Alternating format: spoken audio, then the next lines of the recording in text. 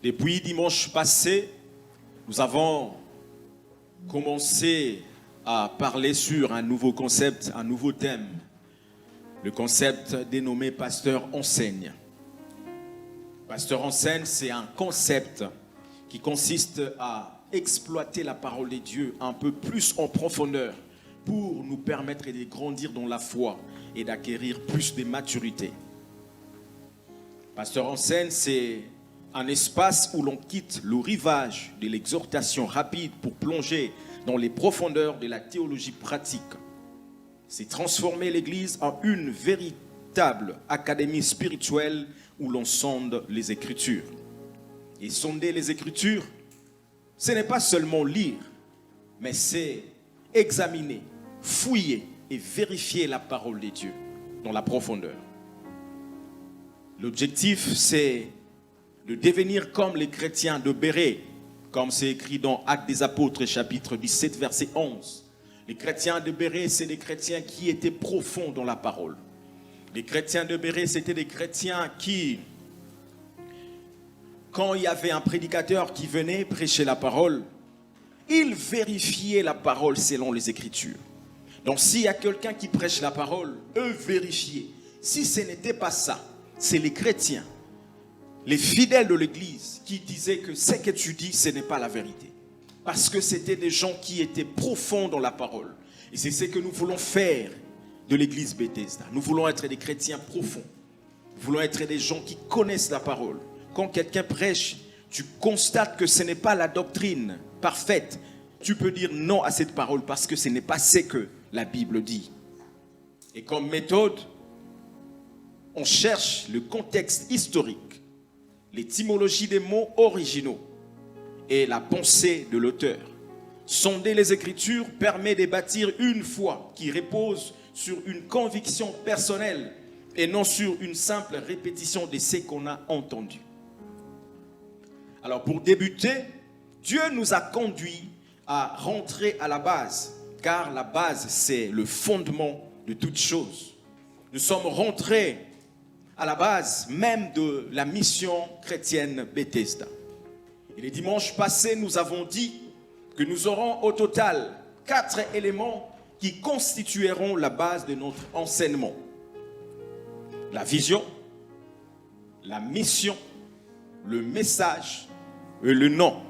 Mais j'aimerais vous rajouter un 5e élément, les valeurs de l'Église. C'est important. C'est ce que nous allons voir tout au long de notre enseignement. Et ces choses sont des clés importantes que je suis en train de vous communiquer que beaucoup de gens ignorent. C'est des clés. Vous savez, la parole de Dieu, il y a des clés pour ouvrir des choses. Mais il faut savoir c'est quoi exactement les clés qui se trouvent dans la Bible. Parce que tu peux ouvrir la Bible et la lire aveuglément sans pour autant comprendre et connaître des choses. Alors ces choses ici que nous enseignons sont des bases, sont des clés qui vont permettre que le ciel soit ouvert sur nous. Car la Bible dit, mon peuple périt parce qu'il manque la connaissance. L'ignorance tue, mais la connaissance augmente l'autorité. L'ignorance peut te donner un grand retard dans la vie, mais la connaissance, c'est un raccourci vers le succès. Et je déclare qu'il y ait le succès dans cette église, que les gens soient dans la connaissance qui leur permettent de prendre les raccourcis pour arriver dans leur destinée au nom de Jésus. Ces clés sont importantes pour la croissance, mais aussi pour l'ordre dans l'église. Et en tant qu'église, la première chose qui constitue la base de notre existence, c'est la vision. Depuis dimanche passé, nous avons commencé à parler sur la vision. Notre but est de clarifier la vision de l'Église, la mission de l'Église, éclaircir le message de l'Église et les valeurs de l'Église Bethesda. Une Église désorganisée est souvent une Église où la vision est floue et implicite. Quand la vision n'est pas bien comprise, le peuple tâtonne. Quand la vision est floue, le peuple tourne à rond et tâtonne. Quand la vision n'est pas bien définie, les gens vont aller mais ils vont tomber dans le trou.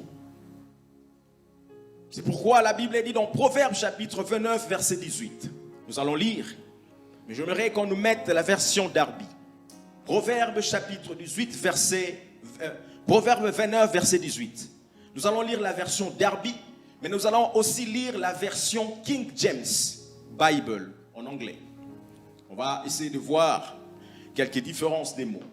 La version Darby dit, est-ce qu'on peut tous lire ensemble? Allons-y, 1, 2, 3. Quand il n'y a pas de vision, le peuple est sans frein. Mais bienheureux celui qui garde la loi. Est-ce qu'on peut répondre? Quand il n'y a pas.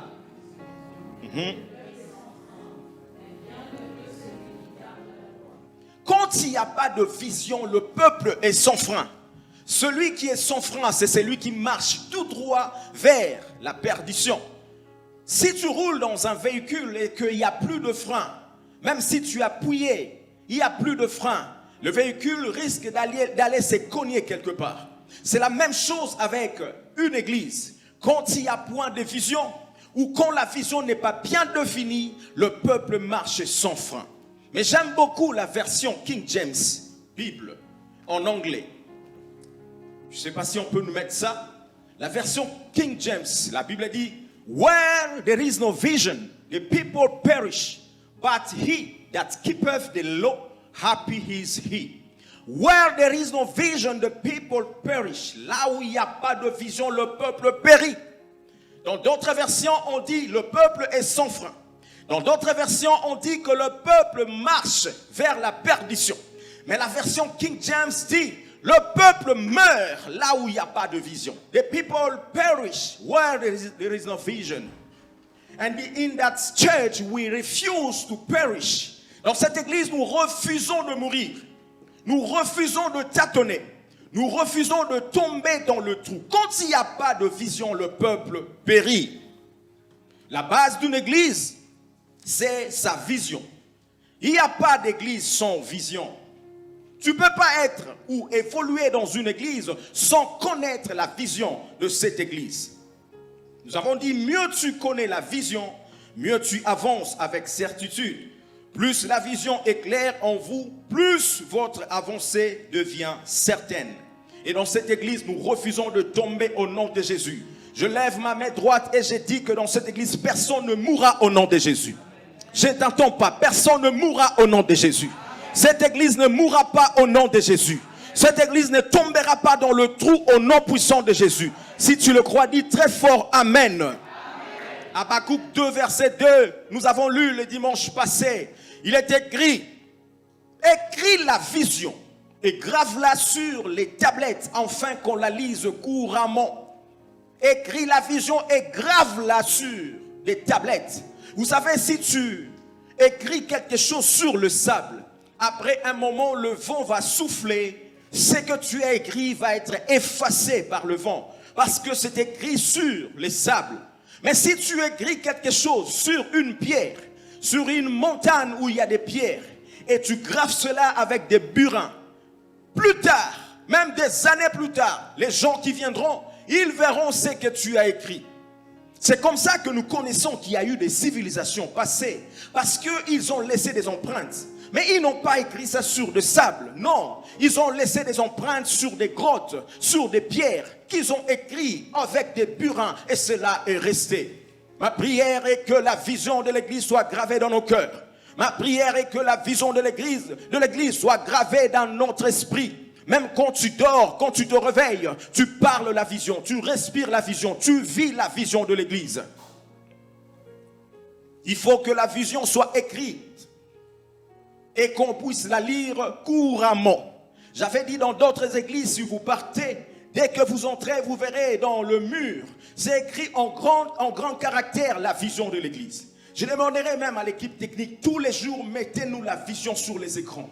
Même quand les gens sont en pause ou avant de commencer le culte, qui ait la vision sur les écrans pour que nous puissions la lire et que cette vision demeure en nous, que nous entrons dans la vision, que nous puissions interpréter la vision, que cela devienne une partie de nous-mêmes.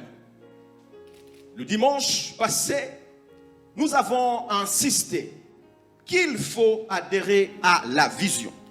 Mais pourquoi il faut adhérer à la vision? Pourquoi il faut adhérer et s'accrocher à la vision? Nous avons dit que derrière chaque vision, il y a une provision. Et quand Dieu appelle un homme, quand Dieu appelle une personne, il lui donne une vision. Mais la vision est accompagnée d'une provision. Mais quand on parle de la provision, c'est quoi exactement la provision? Je demanderai à l'équipe technique de nous balancer l'image. C'est quoi la provision dans une vision? Vous voyez cette image? Ça, c'est la provision céleste. Vous allez voir qu'au-dessus, il y a des nuages. Cela représente le ciel. Le ciel est ouvert et il y a la provision qui descend. Donc, si vous lisez bien, je ne sais pas si vous voyez, vous allez voir au fond là-bas, il y a l'argent, la richesse. Il y a le travail. Il y a le mariage. Il y a les enfants qui font partie de la provision. Il y a la promotion. Quelqu'un qui travaille, mais qui obtient des promotions et monte en grade parce que la grâce et la faveur de Dieu est sur lui. Il y a les papiers. Pour ceux qui cherchent le papier, c'est dans la provision céleste. Il y a la guérison, la délivrance. Il y a la paix, la puissance, la protection, le miracle. Tout ce que vous pouvez avoir besoin se trouve dans la provision céleste. Et c'est cette provision qui accompagne une vision dans une église. Donc quand vous venez dans une église, sachez que dans cette église, il y a une provision céleste qui est là. Les gens, quand ils sont malades, ils t'attendent à gauche, à droite. Ils vont à l'hôpital et ils ne sont pas guéris. Mais quand ils viennent à l'église, ils trouvent la guérison parce qu'il y a une provision de la guérison à l'église. Les gens qui ont des problèmes, ils n'ont pas de paix. Il y a des gens qui ne dorment pas. Il y a des gens qui sentent des voix qui leur traumatisent. Chaque nuit, ils ne dorment pas parce qu'ils voient des esprits. Mais une telle personne, quand elle arrive à l'église, elle trouve la paix parce qu'il y a la provision de la paix à l'église. Quelqu'un qui est dans la souffrance, quelqu'un qui est dans le problème, quand il vient à l'église, il trouve la provision. Il trouve la paix, il trouve le travail. Pourquoi? Parce que sur une église, il y a la provision divine et le ciel est ouvert.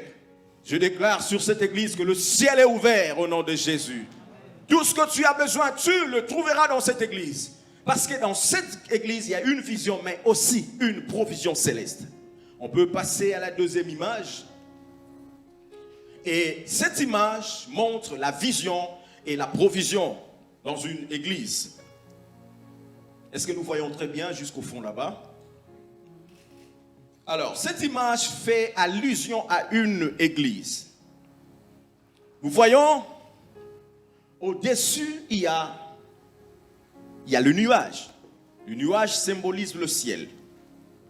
Le nuage qu'il y a au-dessus est au-dessus de tout le monde. C'est comme le ciel. Le ciel est au-dessus de tout le monde. Pour des gens bons, pour des gens mauvais, pour des méchants, tout le monde a un ciel que Dieu a établi. Donc Dieu a créé le ciel pour tout le monde. C'est pourquoi nous le voyons au-dessus. Mais regardez une différence. La différence, c'est que dans cette église, parce que je dis ça, c'est l'allusion, c'est une illustration d'une église. Dans cette église, il y a des groupes. Il y a des groupes. Équipe technique, je vais descendre. Je ne sais pas si vous allez me suivre un peu, mais je vais m'avancer là-bas. Donc, nous remarquons que ici, il y a au total 4 groupes. Le premier groupe, ils sont vêtus en blanc.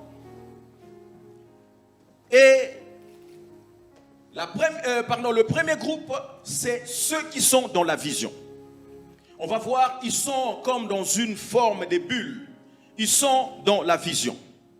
Mais remarquez une chose. Vous voyez la provision là-bas? La provision ne descend que sur le premier groupe. Je dis bien, le ciel est le ciel de tout le monde. Mais la provision ne descend pas sur tout le monde. Le ciel est au-dessus. La provision est ouverte. Mais la provision ne descend que sur le premier groupe. Le premier groupe symbolise les gens qui se trouvent dans la vision de l'église. Ici, c'est le deuxième groupe. Le deuxième groupe, c'est ceux qui sont hors de la vision, mais ils sont dans une église. Ça signifie que tu peux faire partie d'une église sans pour autant être dans la vision de l'église. Le deuxième groupe, ils sont à l'église.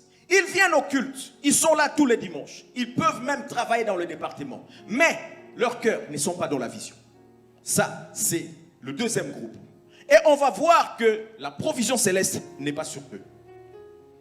Ils ne bénéficient pas de la provision céleste.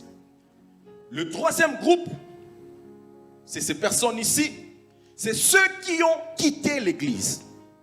Ils sont sortis de l'église et ils sont partis.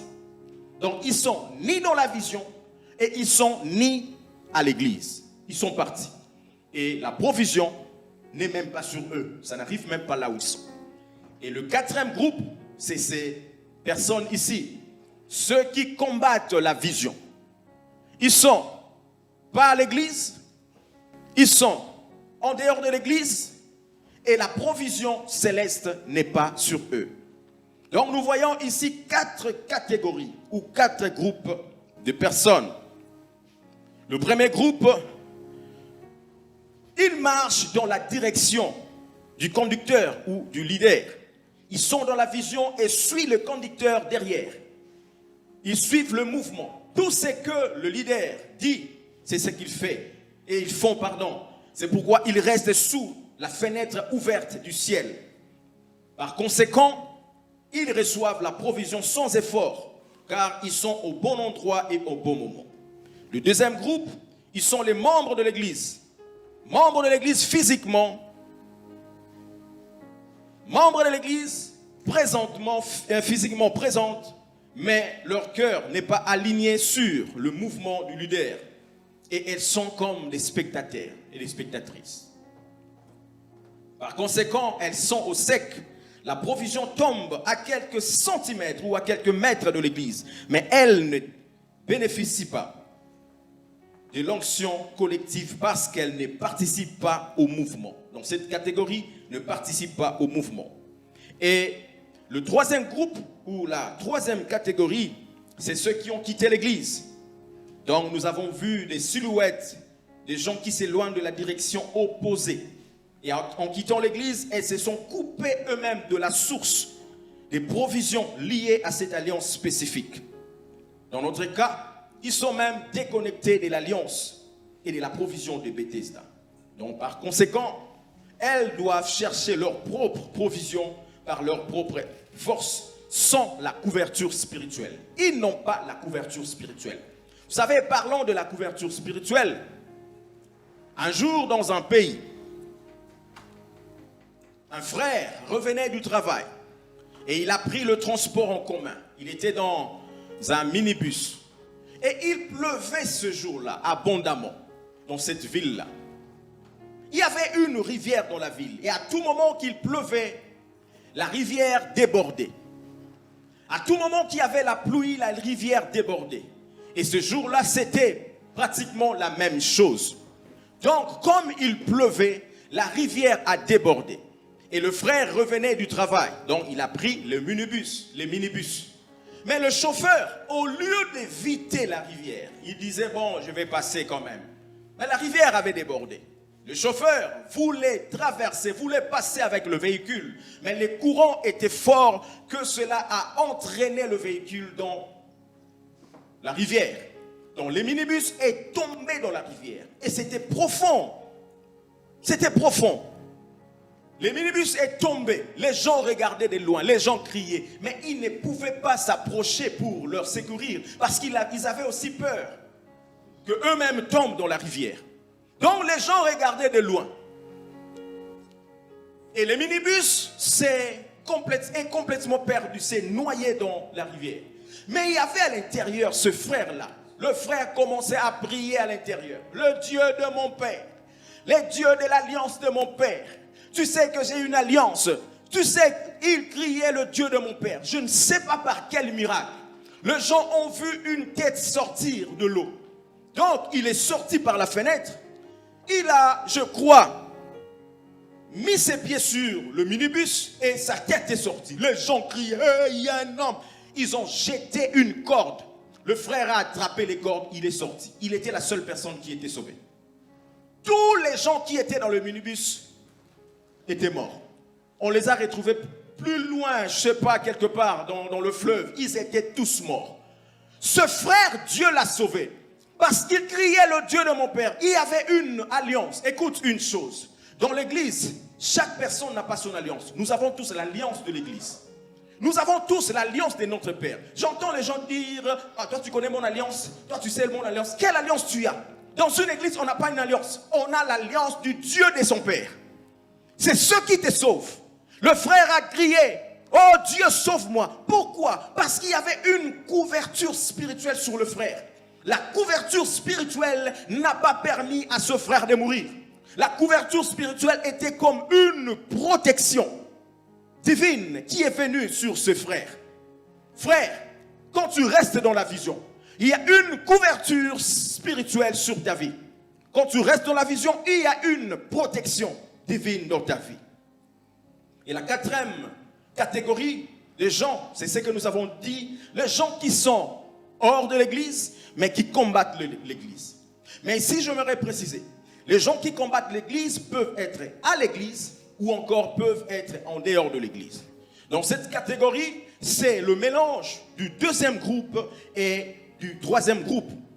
Les gens qui sont à l'église mais qui ne sont pas sous la protection, qui ne sont pas dans la vision, et les gens qui ont quitté. C'est ces gens-là qui combattent l'église. Ils peuvent combattre l'église par leur comportement, par leur attitude. Ils peuvent combattre l'église par leur manière de faire, leur manière de parler. C'est des gens qui murmurent. C'est les gens qui parlent mal de l'église. C'est ces gens-là qui combattent l'église. Et la provision céleste n'est pas sur ces gens-là. Donc nous remarquons ici que la provision n'est que sur le premier groupe ou la première catégorie, ceux qui sont dans la vision. Lisons Psaume chapitre 91, verset 1. Psaume 91, verset 1. Vous savez, c'est des enseignements. Donc, on va donner beaucoup de versets. On va parler calmement pour que nous comprenions très bien. Psaume chapitre 91, verset 1. Celui qui demeure sous l'abri du Très-Haut repose à l'ombre du Tout-Puissant. Celui qui demeure sous l'abri du Très-Haut repose à l'ombre du Tout-Puissant. L'ombre n'est que sur ceux qui demeurent sous l'abri. Donc si tu n'es pas sous l'abri, l'ombre ne sera pas du tout sur toi. C'est comme quand il fait chaud. Le soleil frappe fort. Il fait 43 degrés.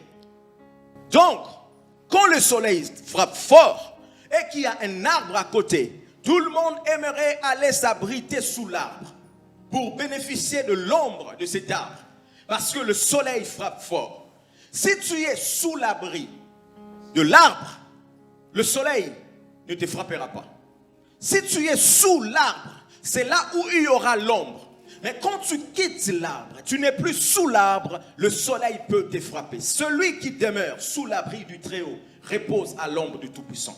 Frère, il faut demeurer, pas passer, pas venir de temps en temps, mais il faut demeurer. Vous savez, la vision, c'est un abri. Je ne dis pas que l'église, c'est un abri, mais la vision, c'est un abri. Parce qu'il y a une différence entre l'église et la vision. Il y a des gens qui viennent à l'église mais qui ne sont pas dans la vision. Tu n'es pas sous l'abri. Donc quand tu viens à l'église, même si tu travailles dans un département, même si tu prêches la parole, même si tu viens tous les jours, il faut que tu sois dans la vision pour que tu sois dans l'abri, que tu demeures dans l'abri. Il faut demeurer, il ne faut pas passer.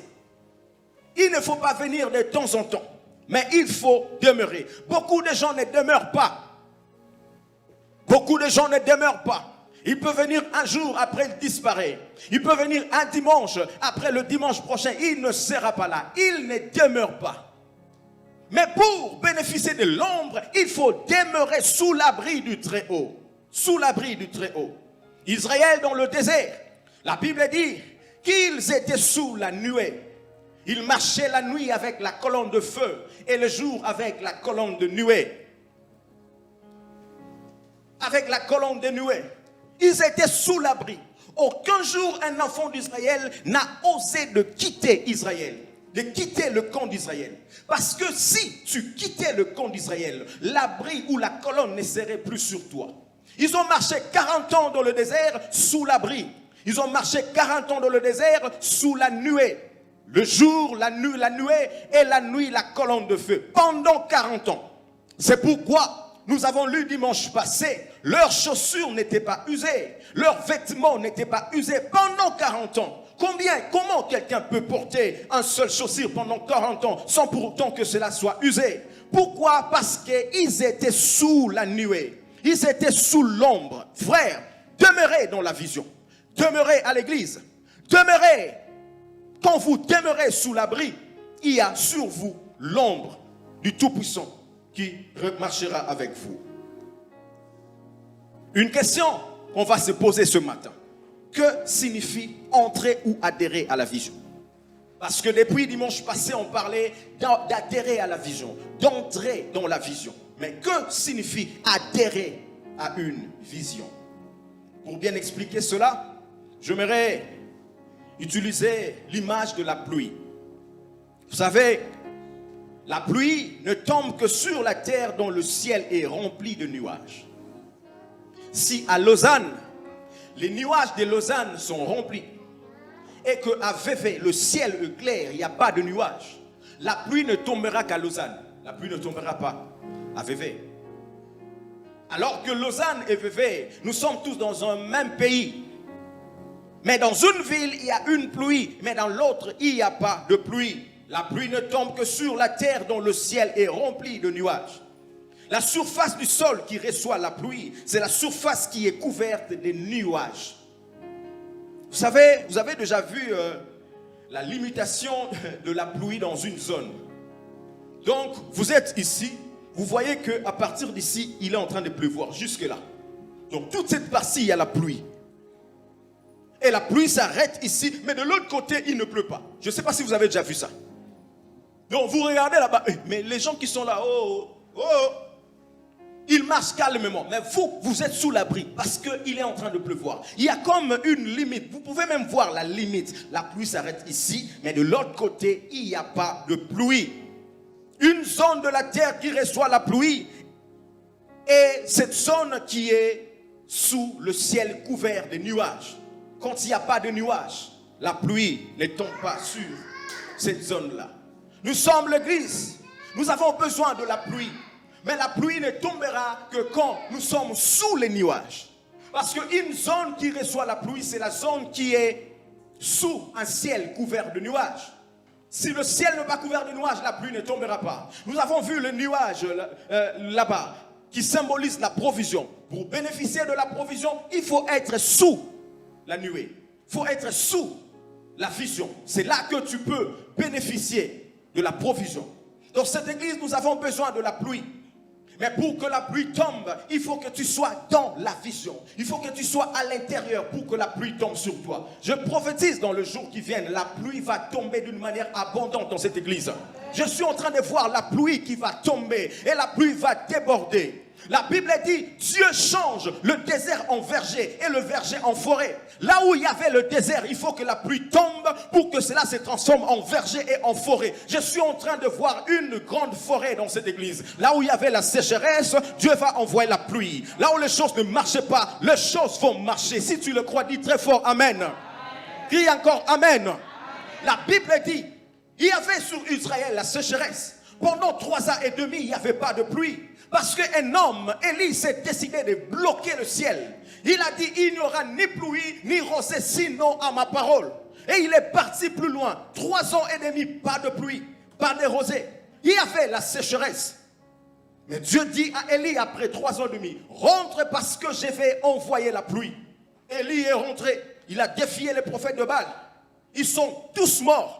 Après, Élie est monté sur le mont Carmel, en train de prier pour que la pluie tombe, en train d'invoquer Dieu pour que la pluie tombe. Il a prié plusieurs fois, il n'y avait pas de pluie. Il a prié 1 fois, 2 fois, 3 fois, pas de pluie. Quelqu'un est en ces lieux ce matin. Tu as prié plusieurs fois, il n'y a pas de pluie. Tu as prié la première fois, tu n'as pas vu la pluie. Tu as prié la deuxième fois, il n'y a pas eu la pluie. Tu te lamentes, tu pleures, mais pourquoi il n'y a pas de pluie? Peut-être que tu es déjà arrivé à la 4e fois ou la 5e fois. La Bible dit Élie n'était pas découragé. Il a prié la 3e fois, pas de pluie. Vous savez, Élie n'était pas un prophète de moindre. Il était un prophète majeur. La parole d'Élie était la parole de Dieu. Donc quand il disait une chose, Dieu approuvait. Mais ce jour-là, Élie va prier. Plusieurs fois, il n'y a pas de pluie. Mais il n'a pas abandonné. Je dis à quelqu'un, n'abandonne pas. Je dis à quelqu'un, n'abandonne pas. Parce que devant, il y a quelque chose que Dieu prépare pour toi. N'abandonne pas même si ça ne marche pas. N'abandonne pas même si tu as prié, tu as jeûné. Je sais que tu as jeûné. Je sais que tu as donné de l'argent à l'église. Je sais que tu as donné des dîmes. Mais jusque-là, tu ne vois rien. Mais je suis venu te dire, n'abandonne pas. Il a prié. Mais écoute, puisque le Dieu est le Dieu du chiffre 7. Dis chiffre 7. Dis encore chiffre 7. La Bible dit la 7e fois quand il a prié, il a envoyé son serviteur à le voir. Il a vu un petit nuage avec la forme de la main d'un homme. Il est venu dire à Élie, maître, je vois un petit nuage, un petit nuage. 7, c'est le chiffre des repos. 7, c'est le chiffre d'accomplissement. J'annonce à quelqu'un le repos au nom de Jésus. J'annonce dans cette église le repos au nom de Jésus. Là où tu as souffert, reçois le repos. Il a vu un nuage, c'était petit. Frère, ne minimise pas le faible commencement. Il y a beaucoup de gens que Dieu a visités, c'était petit. Ils ont négligé. Ils ont dit, 3 ans et demi, pas de pluie. Le petit nuage là, ça va faire quoi? Non, c'est pas ça. C'est pas ça. Élie, averti par l'esprit, c'était un homme d'esprit. C'était un homme sensible, il savait discerner, il avait la sensibilité spirituelle. Frère, aie la sensibilité spirituelle. Le fois Dieu te visite avec des petites choses. Combien de fois Dieu t'a visité, mais tu as négligé parce que tu n'étais pas sensible. Tu as vu un petit nuage et tu as négligé.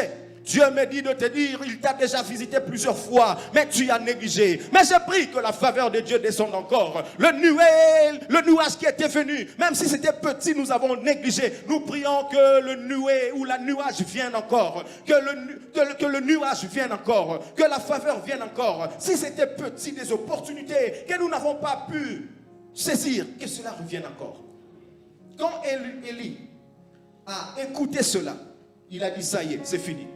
Va dire au roi Akab de monter sur son char et de courir vite parce qu'il y a un bruit qui annonce la pluie. Il y a un bruit qui annonce la pluie. Géasi est parti voir le roi. Roi, cours parce qu'il y a un bruit qui annonce la pluie.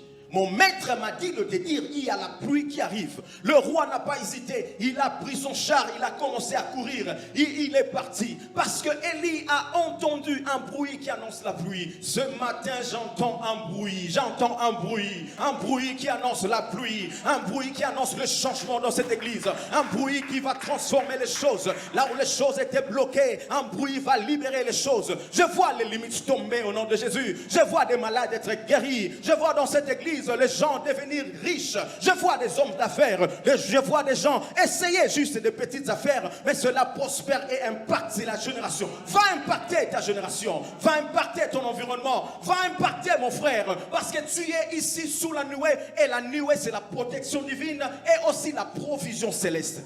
Reçois la provision céleste au nom de Jésus. Est-ce que tu le crois? Tu peux acclamer très fort pour Jésus. Zacharie chapitre 14, verset 17. Zacharie chapitre 14, verset 17. Si il y a des familles de la terre qui ne montent pas à Jérusalem pour se prosterner devant le roi, l'Éternel des armées, la pluie ne tombera pas sur elles. Est-ce qu'on peut lire ensemble? Allons-y, 1, 2, 3.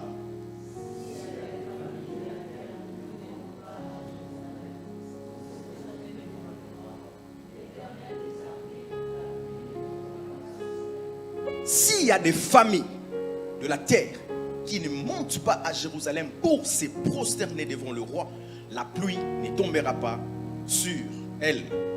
Ce passage est un récit eschatologique qui parle du jour de l'Éternel qui arrivera au temps de la fin. Et devant cette colère de l'Éternel, les familles qui ne monteront pas à Jérusalem pour adorer l'Éternel dans la fête du tabernacle, la pluie ne descendra pas sur elles. Mais je me pose la question, quel rapport y a-t-il entre se prosterner et la pluie? Pourquoi Dieu doit dire si les familles ne montent pas pour se prosterner, la pluie ne descendra pas sur elles? Quel rapport y a-t-il entre se prosterner et la pluie? Pourquoi la pluie ne doit tomber que si on se prosterne? Se prosterner en grec, c'est proskuneo. Nous avons vu ici, au mois de janvier, je pense, j'ai donné un séminaire sur l'adoration. Se prosterner signifie proskuneo. Est-ce que la régie peut nous balancer l'image? J'aimerais prendre encore cette image pour nous illustrer. Se prosterner en grec, c'est proskuneo. Proskuneo signifie se prosterner, adorer ou rendre hommage. Proskuneo vient du mot embrasser une divinité. Il décrit un geste physique de révérence, s'agenouiller, se prosterner, embrasser la main ou le pied pour adorer Dieu ou rendre hommage à des supérieurs. J'aimerais que tu soulignes en bas. C'est proskuneo, c'est pour adorer Dieu, mais aussi pour rendre hommage à des supérieurs ou à des autorités. La page qui suit, ça nous montre proskuneo. Ça, c'est proskuneo. C'est prosterner. La Bible dit, s'il y a des familles de la terre qui ne montent pas à Jérusalem pour adorer, la pluie ne descendra pas. S'il y a des familles qui ne montent pas pour se prosterner, il n'y aura pas de pluie. Proskuneo, c'est ça. Ça, c'est prosterner. Se prosterner signifie, proskuneo, c'était dans le sens où, vous voyez comme le chien lappe la main de son maître. C'est comme ça, proskuneo. Quelqu'un qui s'avance, qui se prosterne dans le sens de baiser la main de son maître. Ça, c'est proskuneo. C'est prosterner. C'est prosterner. S'il y a des familles de la terre qui ne montent pas à Jérusalem pour se prosterner, la pluie ne descendra pas. Proskuneo, c'est dans le sens de respect, dans le sens de soumission, dans le sens d'obéissance à son maître. D'obéissance à son maître. Ce geste ici que cet homme fait est un signe de soumission. Se prosterner dans ces contextes ici signifie se soumettre ou rendre hommage à un supérieur. S'il y a des familles de la terre qui ne montent pas pour se prosterner, il n'y aura pas la pluie. En d'autres termes, si les gens qui viennent à l'église ne se soumettent pas, la pluie ne descendra pas sur eux. Il s'agit ici de la soumission à l'autorité établie. La soumission à l'autorité établie. Donc, entrer ou adhérer à une vision signifie premièrement se soumettre à l'autorité. Se soumettre à l'autorité. Nous avons vu les nuages, le ciel ouvert, les nuages qui envoient la provision. Mais si quelqu'un ne se prosterne pas, la pluie ne descendra pas. Si quelqu'un ne se prosterne pas, le ciel ne sera pas ouvert pour que la provision descende. Donc pour que la provision tombe, il faut se prosterner. Il faut proskuneo. Or, proskuneo dans ce contexte ici signifie soumission. Soumission. Rendre hommage à des supérieurs. Soumission.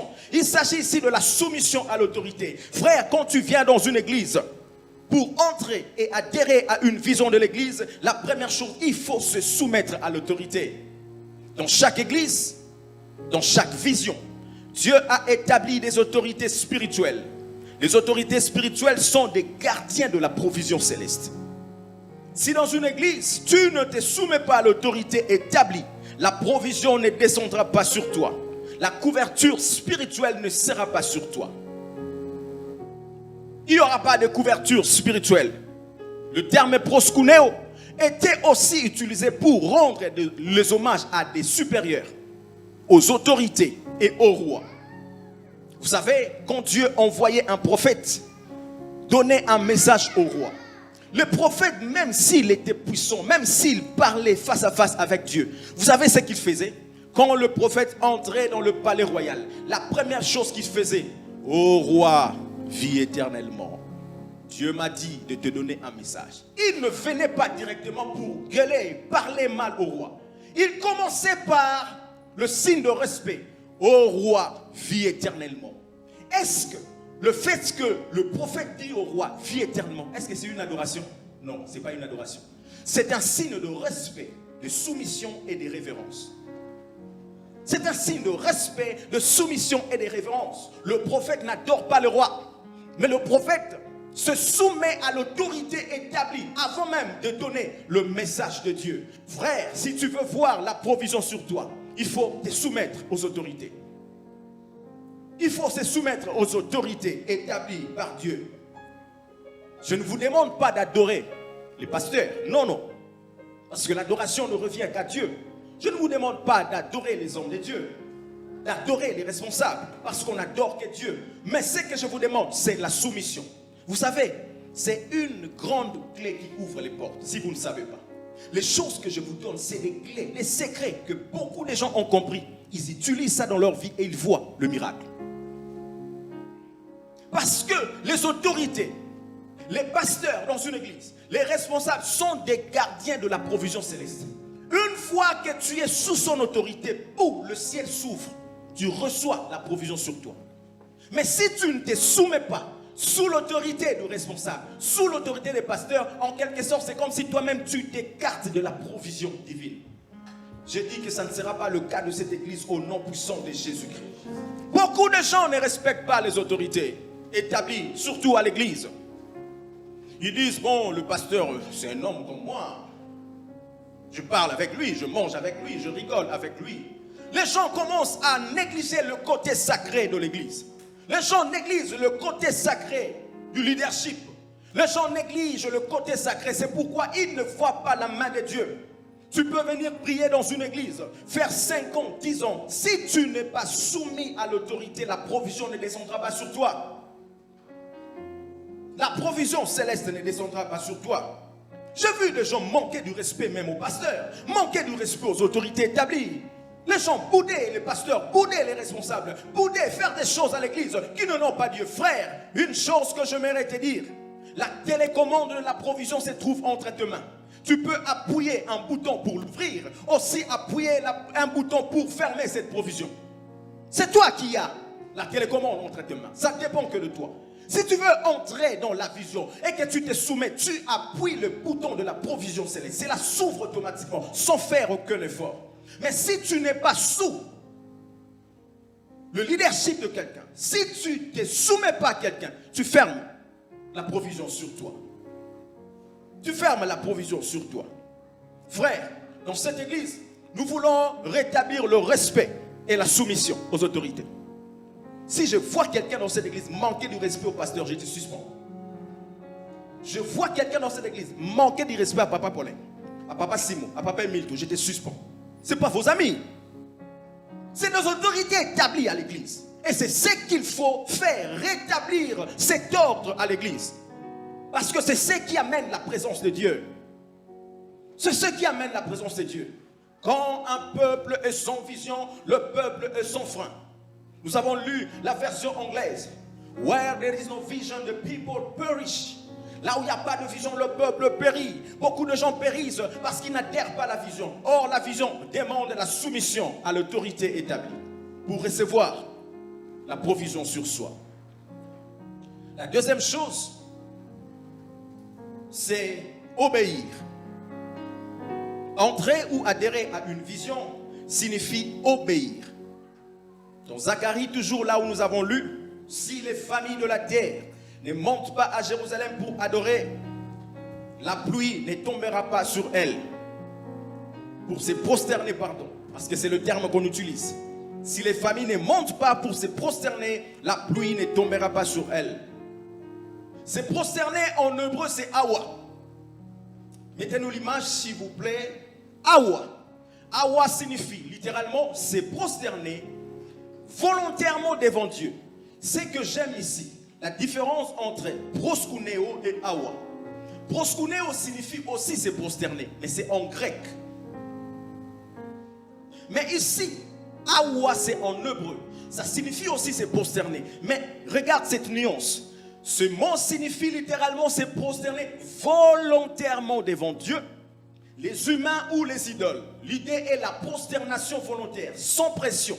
Se prosterner ne veut pas seulement dire s'agenouiller, mais amener son front jusqu'au sol, la face contre terre. Tu peux passer à la page suivante. Ça, c'est se prosterner. Ça, c'est awa. Ça c'est awa en hébreu, c'est prosterner.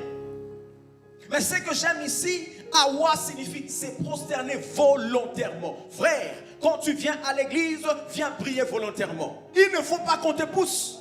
Sinon, tu n'es pas dans la vision. Pour adhérer à une vision, pour rentrer dans une vision, il faut awa. Il faut se prosterner volontairement. Ça signifie, il faut se soumettre volontairement. Il faut obéir volontairement. Il faut travailler pour Dieu volontairement, sans qu'on te pousse.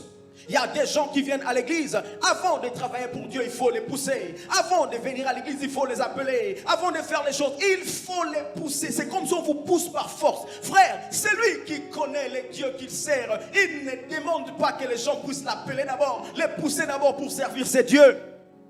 Si tu connaissais les dieux qui t'a gardé, le Dieu qui t'a donné la vie, qui a gardé ta famille, qui a gardé ta vie, qui t'a donné la santé, frère, tu ne demanderas pas ou tu ne chercheras pas qu'on te pousse pour adorer Dieu, pour servir Dieu. C'est prosterner volontairement, sans pression. Sans pression. C'est ça, Awa. Si les familles de la terre ne montent pas à Jérusalem pour se prosterner, la pluie ne descendra pas. Se prosterner, c'est se soumettre, c'est obéir. Si tu ne le fais pas volontairement, la pluie ne descendra pas sur toi. La pluie ne descendra pas sur toi. Prie Dieu sans qu'on te force. Viens à l'église sans qu'on te force. Celui qui awa devant Dieu vient à l'église chaque lundi, il est là. Chaque vendredi, il est là. Chaque dimanche, il est là. Sans pourtant qu'il y ait une pression derrière. Sans pour autant qu'il y ait des gens qui te poussent à le faire. J'ai vu les gens mentir même à Dieu, mentir au Saint-Esprit. Je ne viens pas parce que je travaille. Frère, toi tu travailles à 19h30. Parce que le culte commence à 19h30. À moins que tu sois dans la vente, où ils ferment à 20h. À moins que tu travailles dans les hôpitaux, où ils sont là. À moins que tu aies une horaire. Mais des gens qui travaillent au bureau, qui disent que je suis au travail, jusqu'à 20h. Les gens mentent même au Saint-Esprit. Mais nous voulons ici rétablir l'ordre et la crainte de Dieu à l'église. Frère, ce qui s'est passé à l'église primitive, si tu manquais ou tu montais au Saint-Esprit, les gens tombaient sur place. Dieu va mettre la crainte de Dieu dans cette église. Dieu va susciter la crainte dans cette église. Il y aura des choses surnaturelles. Quand tu entres ici, tu vois le surnaturel. Ça amènera la crainte de Dieu. C'est des choses qui vont arriver dans cette église. Les gens ne peuvent pas blaguer avec le Saint-Esprit, mentir au Saint-Esprit comme ils veulent. Marcher selon leur chair, selon leur pensée. Ils mentent même au pasteur. Ils mentent comme ils respirent. Tu n'as pas honte quand tu mens au pasteur. Ça ne te fait pas quelque chose là. C'est prosterner volontairement.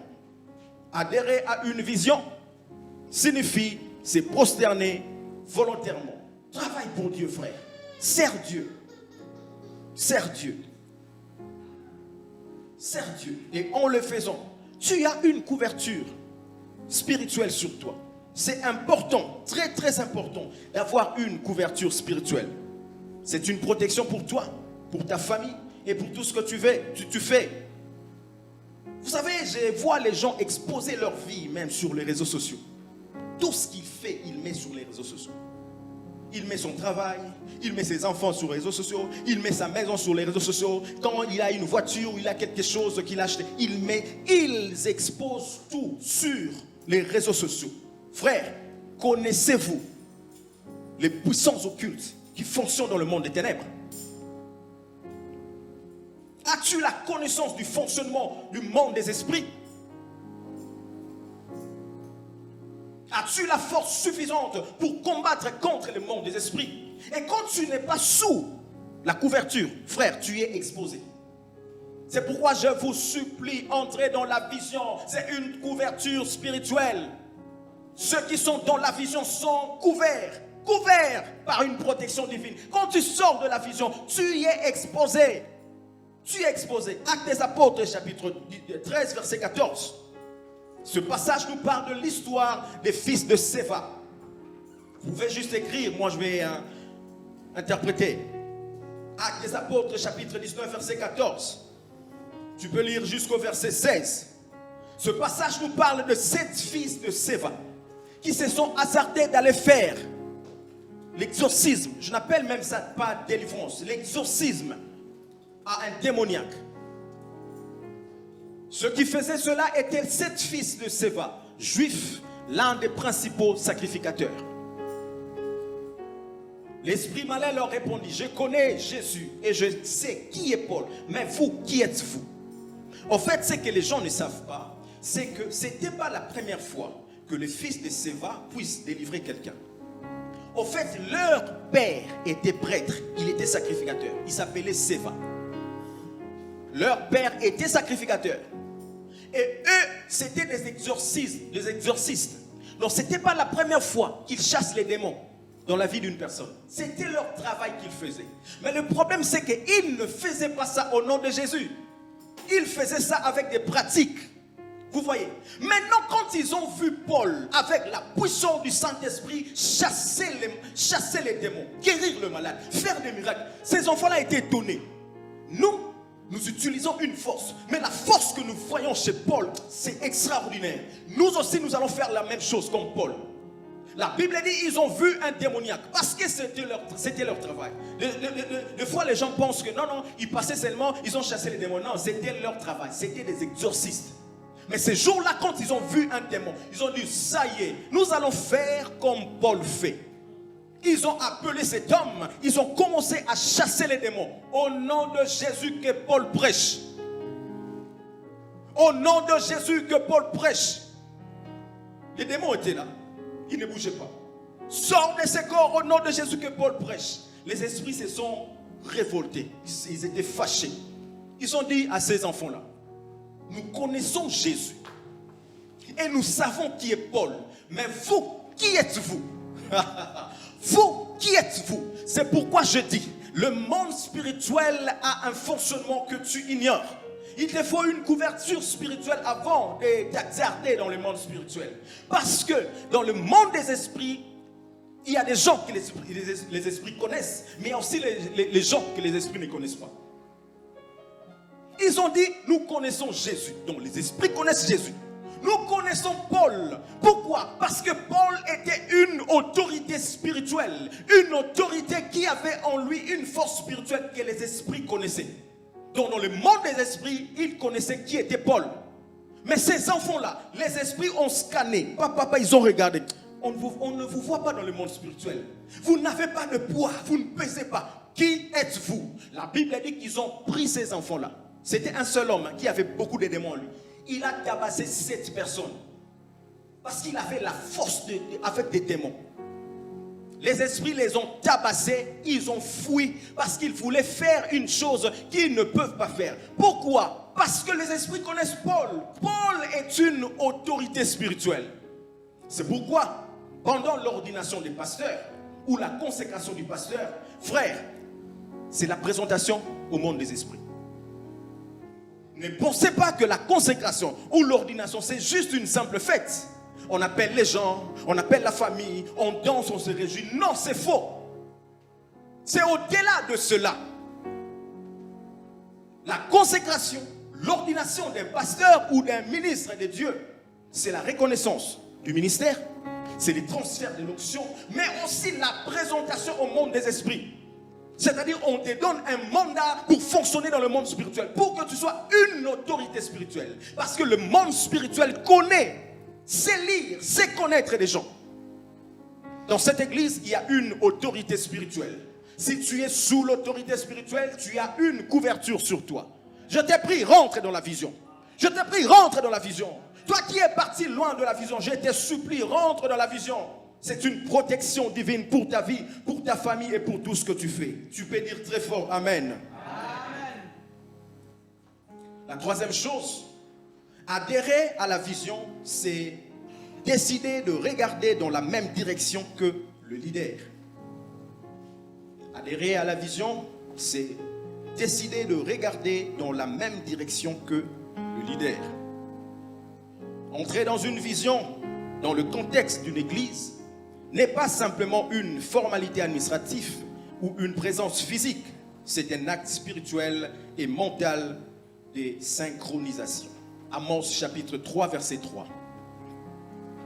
Amos chapitre 3, verset 3. 2 hommes marchent-ils ensemble sans s'être mis d'accord? 2 hommes ne peuvent pas marcher ensemble si Ils ne se sont pas mis d'accord. C'est la Bible qui le dit. Ce verset souligne la nécessité d'un accord mutuel, d'un but commun et d'une harmonie pour avancer ensemble. Entrer dans une vision, c'est décider de regarder dans la même direction que le leader. On accepte que la direction choisie est celle voulue par Dieu pour cette communauté spécifique. Votre appel personnel vient s'emboîter dans la vision globale de l'Église comme une pièce de puzzle. Donc, entrer dans la vision, c'est voir ou regarder la même direction, dans la même direction que le leader. Dans la même direction que le leader. Adhérer à une vision, c'est faire de la vision de l'Église sa propre vision. Frère, entre dans la vision de cette Église. Prends la vision, fais de ça comme ta propre vision. Incarne l'Église, porte la vision. C'est pourquoi Dieu a dit écrivez la vision pour qu'on puisse la lire couramment, matin, midi et soir. Vision, vision, vision, vision. La vision de l'Église doit entrer en toi. Je suis en train de parler comme ça, mais je parlerai plus tard. C'est quoi la vision de l'Église? Je vais expliquer ça, attendez. Je vais expliquer ça. Il faut entrer dans cette vision, faire de cette vision ta vision. C'est ça, adhérer à une vision. C'est obéir aux instructions et aux paroles du leader. Mettre ses ressources, son temps et son talent au service de ses paroles. Quand le pasteur parle, est-ce que tu entres dans ce qu'il dit? Est-ce que tu obéis, tu suis ce que le pasteur dit? On a dit ici qu'on puisse commencer la formation EBB. Combien de personnes se sont inscrites déjà? C'est combien de personnes? Si tu ne fais pas ce que tu n'obéis pas aux paroles du pasteur et tu n'adhères pas à la vision. La deuxième chose, passer de spectateur à acteur. Entrer dans la vision signifie quitter la catégorie de ceux qui sont passifs pour devenir un membre actif. Quittez la passivité. Ne soyez plus spectateurs, devenez des acteurs. Sois un acteur à l'église. Chacun de nous a un don spirituel. Chacun de nous a un talent. Personne ne peut dire que je n'ai rien à apporter à l'église. Non, on a tous une chose. Tous, certes, ne passeront pas ici devant pour prêcher. Tout le monde n'a pas un appel dans le ministère. Mais tu as un appel dans quelque chose. Tu peux être un businessman. Ton appel peut être un footballeur, peut être un médecin. Mais il faut que chacun prenne son appel et puisse l'emboîter dans la vision de l'église pour que l'église puisse aller de l'avant. Entrons à l'église, travaillons pour Dieu. Arrêtez d'être des spectateurs. Des gens qui viennent, ils regardent de loin. Oh, aujourd'hui, la chorale n'a pas bien chanté. Hein? Pourquoi vous avez chanté comme ça? Mais lui, il ne fait rien. La chose là ne marche pas. Lui, il ne fait rien. Lui, il ne fait rien. Ne sois plus spectateur. Sois un acteur dans la vision. Est-ce que tu peux dire Amen très fort? Amen. C'est le passage de l'individuel au collectif qui déclenche la puissance de Dieu. Oui, quand tu es dans la vision, tout le monde travaille dans le département. Dans le collectif, cet ensemble-là, cet union-là, cet amour-là, cette unité, c'est ce qui déclenche la gloire de Dieu. C'est ce qui déclenche la gloire de Dieu. Et la quatrième chose, pour terminer, adhérer à la vision, c'est respecter la discipline du rang. Respecter la discipline et l'ordre du rang. Vous savez, dans le cortège présidentiel, quand vous regardez le cortège présidentiel, c'est tellement magnifique. Vous allez voir que tout est en ordre. D'abord, quand un président va passer, président de la République, un président américain ou je ne sais pas de quel pays, avant qu'il passe, on va mettre des militaires sur la route. Donc, ils seront là en train de surveiller parce que le président va passer là-bas. Il y a d'ailleurs, dans des villes où on bloque même de routes, ici, les gens ne peuvent pas passer parce que le président va passer. Il y a des militaires à côté. Après un moment, quand le cortège présidentiel va commencer à venir, vous allez voir d'abord les motards devant. Les motards avec des gyrophares, des motards qui passent. Le motard annonce le cortège qui arrive. Et les motards sont là pour baliser le chemin, ouvrir le chemin. Quand les motards passent, il y a un premier véhicule, un deuxième, un troisième véhicule, c'est le président qui est là, mais à côté du président, il y a des voitures. Donc vous voyez qu'il y a l'ordre. Il y a l'ordre. Tout le monde respecte le rang. Si le véhicule qui est derrière veut passer. Ah, moi, je vais doubler le véhicule qui est devant. Je vais passer, Lui, il veut doubler. L'autre, elle veut aussi doubler. Ils vont tous se cogner et il y aura le désordre. Il y aura le désordre. C'est la même chose dans une vision. Pour adhérer à une vision, il faut respecter les rangs. Le pasteur, le leader, les hommes de Dieu, les anciens, les diacres, les chefs des départements. Respectons le rang, respectons l'ordre établi. Si tu es en troisième position, tu veux faire le travail de celui qui est en deuxième position, tu sèmes le désordre. C'est ce qui bloque l'avancement de la vision. Allez voir à Kinshasa. On dit là-bas, qu'il y a des embouteillages de 3 et 4 heures du temps. Donc vous êtes dans le véhicule, 4 heures du temps, vous ne bougez pas. Embouteillage. Mais allez voir ceux qui sèment le désordre. Parce que un chauffeur d'une Mercedes 207 veut doubler. De l'autre côté, il y a les Wewa, c'est-à-dire les transports avec des motos qui veulent passer. Aussi, le taximan qui était là, lui aussi veut passer. Il n'y a personne qui veut céder la place à l'autre. Embouteillage. Ils sont bloqués. Donc si vous venez vraiment, vous regardez, mais qu'est-ce qui cause l'embouteillage? Des fois, c'est quelque chose de banal. Parce que personne ne veut respecter l'ordre. Conséquence, embouteillage et ils sont bloqués là 4 heures du temps. 5 heures du temps dans une voiture. C'est ennuyant. C'est la même chose dans une vision. Il faut respecter les rangs. Respecte l'ordre établi. Respecte le pasteur, frère. Respecte le pasteur. Respecte le responsable. Dans un département, respecte le chef des départements. C'est une autorité que Dieu a mis. Respecte les anciens, les diacres. Respectez les pasteurs. Quand vous venez au bureau me parler là, sachez que je suis pasteur. Quand vous parlez au papa Samuel, il est pasteur. Quand vous parlez à papa Paul, il est ancien. C'est ça l'ordre établi. Et si chaque personne reste dans le rang, respecte l'ordre, nous allons voir la gloire de Dieu. Je prie que la gloire descende dans cette église au nom de Jésus. Amen. Et par conclusion, la vision est un abri. La vision de Bethesda est comme un toit spirituel. Donc tu es dessous, tu es couvert. Si tu sors de la vision par la rébellion ou l'indifférence, tu sors de la couverture spirituelle. La deuxième chose, l'unité déclenche la provision. La provision est liée à la synchronisation avec le leader. Regarder dans la même direction que le leader, obéir et se soumettre à l'autorité établie, cela déclenchera le surnaturel dans ta vie. Et maintenant, je fais un appel. J'appelle à tous ceux qui sont sortis de la vision de rentrer dans la vision. J'appelle à tous ceux qui sont dans la catégorie 2, 3 et 4, dans l'image que nous avons vue, de rentrer à la vision. Est-ce que Giovanni, tu peux nous mettre ça encore? Je demande à ceux qui sont dans la catégorie 2, 3 et 4 de rentrer dans la vision. C'est ce que Dieu veut. C'est ce que Dieu veut. Qu'est-ce qui a fait que tu quittes la vision? Qu'est-ce qui a fait que tu sois découragé? C'était un problème. Oui, là où il y a des gens, il ne manque pas de problèmes.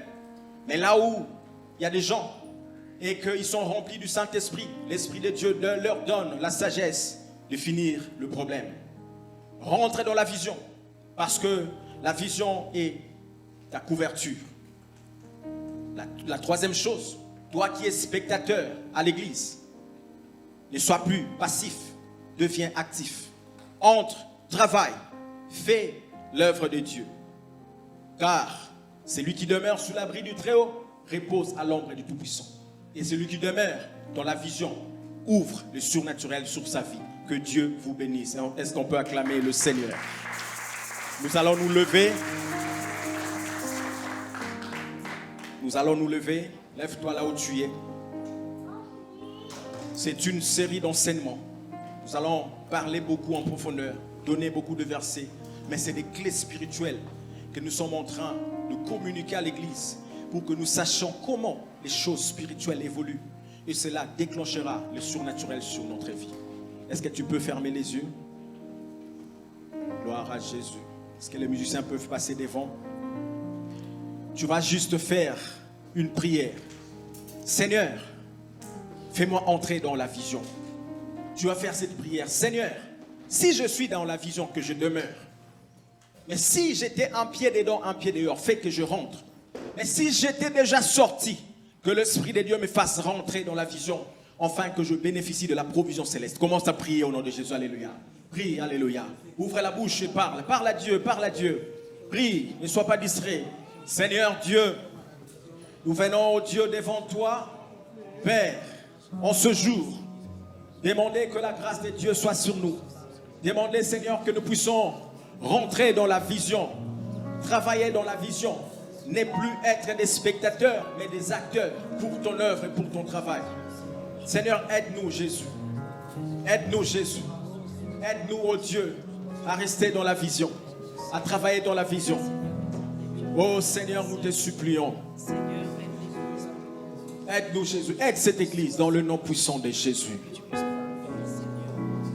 Maintenant, tu vas faire une prière d'autorité. Tu vas détruire tout ce qui est contre la vision. Tu vas détruire tout ce qui te met en dehors de la vision. Tu vas détruire tout ce qui t'expose dans le monde spirituel sans couverture. Tu vas chasser cela au nom de Jésus. Tout ce qui combat l'église, tu vas détruire ces forces. Dans le nom de Jésus, commence à taper les mains et prier. Tape les mains, détruis ça au nom de Jésus. Au nom de Jésus, au nom de Jésus. Au nom de Jésus. Au nom de Jésus, je commence à prier au nom de Jésus.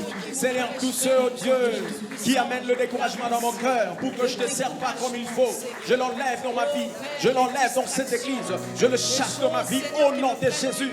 Tous ceux qui combattent l'église, combattent la vision, Père, nous prions qu'ils tombent au nom de Jésus. Au nom de Jésus, au nom de Jésus. Les bras d'Achakarabragashaya. Seigneur, nous te prions au nom de Jésus. Au nom de Jésus, au nom de Jésus, nous détruisons cette force au nom de Jésus. Nous détruisons cette force au nom de Jésus. Seigneur, tous ceux, Dieu, qui nous ramènent loin de toi, loin de la vision, que cela tombe, que cela tombe, que cela tombe, dans le nom puissant de Jésus, dans le nom puissant de Jésus.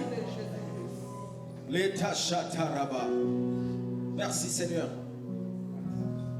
Tu es plus grand que tout ce qu'on dit de toi, tellement grand que les mots du dictionnaire. Tu es plus grand. Tout ce que tu fais, mon aîné.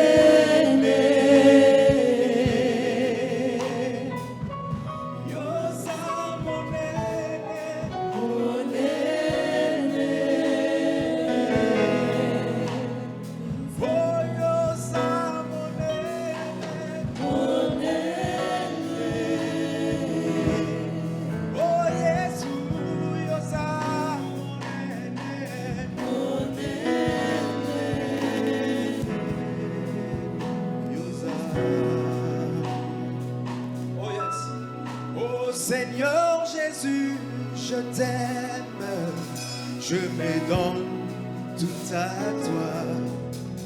Que les écailles de mes yeux tombent pour que je te voie tel que tu es. Amène-moi aux choses simples qui me montrent ta grandeur. Mes yeux décrit toute ta splendeur.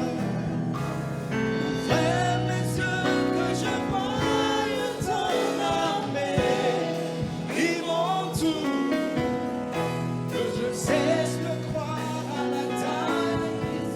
Oh yes. J'affronte la nuit, le jour. Tu es plus grand. Tu es plus grand.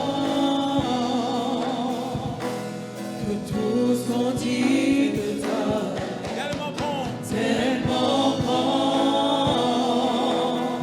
que tout ce que l'on dit, c'est vrai. Tu es plus grand que les mots du dictionnaire. Que les mots du dictionnaire. Tellement grand. Tellement grand. Oh yes. Que tout ce que tu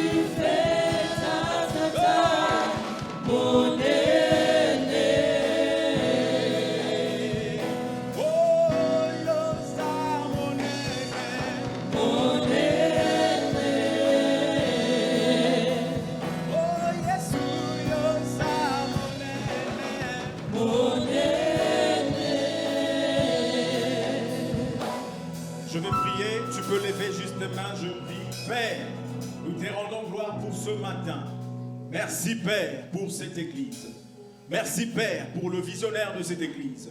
Merci Père pour la vision de cette église. Oh Père, amène-nous à rentrer.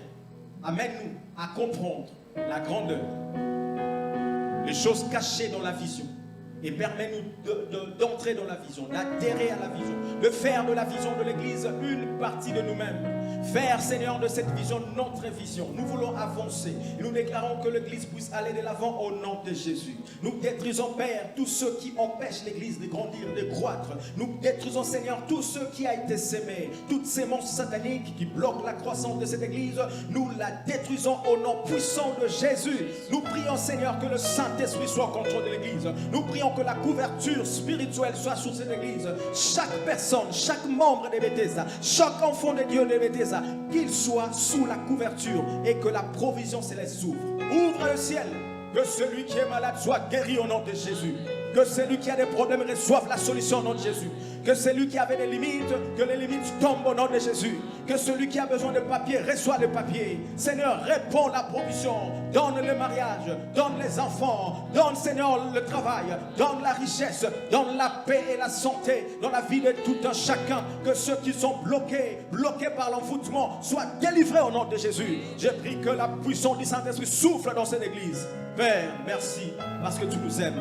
Nous te bénissons une fois de plus pour ce que tu as fait au nom de Jésus. Amen. Est-ce que tu peux acclamer? Amen.